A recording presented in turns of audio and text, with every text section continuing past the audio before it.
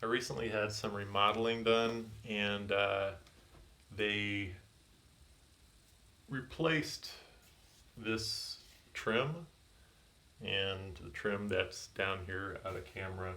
Um, and because this was recently painted, it was recommended by Sherwin-Williams and different people I asked that I use this light release tape.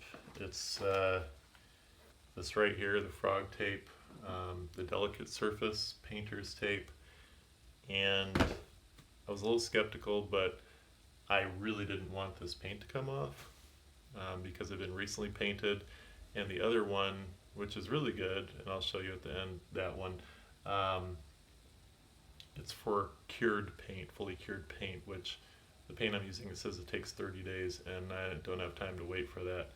So anyhow, it's yellow, and this green one is the normal, because this is the old existing trim. Anyway, here, the bottom line is I didn't like it, and I'll show you why. Alright, so this stuff, as you can see, is extremely flimsy.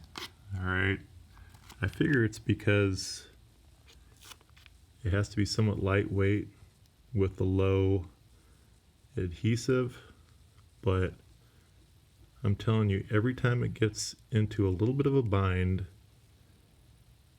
it tears right here at the corner.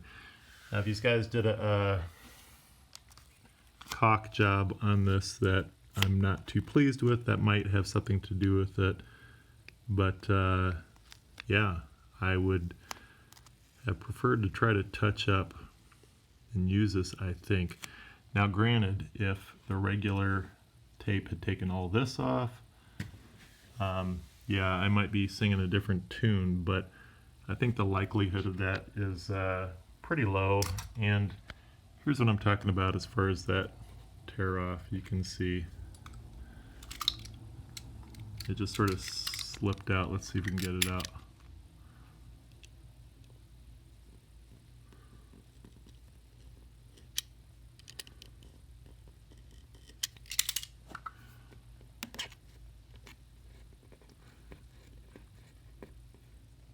Yep, I was wondering if that was tape, and sure enough, you could see the yellow. Yep. It's that yellow tape. It's very flimsy, and man, if you don't have to use it, don't use it. I'm having to cut a lot of this stuff, whereas this green, the regular frog tape, the multi-surface frog tape, it's thicker. It's a heavier tape. Here, let me just show you here. Alright, so look at the difference here.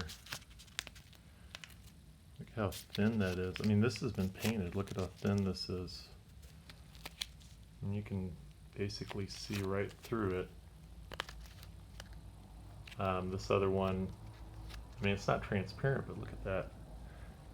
This has more body to it. Look at that.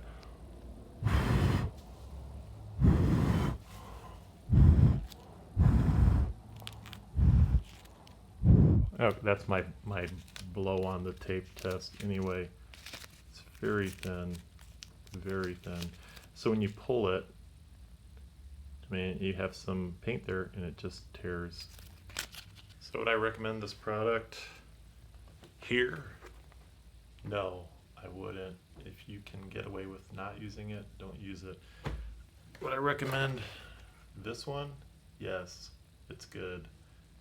I think it performs better than regular tape.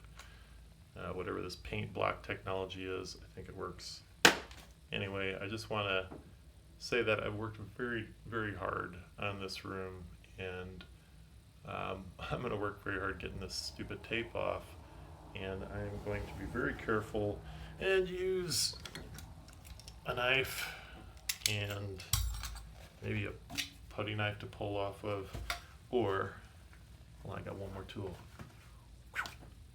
a 5-in-1 tool, because it's sharp and you can put it on the edge Anyway, I'm going to get this stuff off, but it would have been nice to have, maybe the low adhesive, but have more thickness to the tape, have it heavier duty, so when you pull it, it didn't just come off. Like I said, I think the reason why they did that is so that it would be able to like hold up, if that makes sense. With the light release, maybe it would just sort of fall off. Oh, and that's the other thing too. You have to really stick it on, and I'm not looking forward to seeing where some of the paint may have come through. Anyway, all in all, if you don't have to use it, don't use it. Just get the regular one. All right, that's what I have to report. Talk to you later. Bye.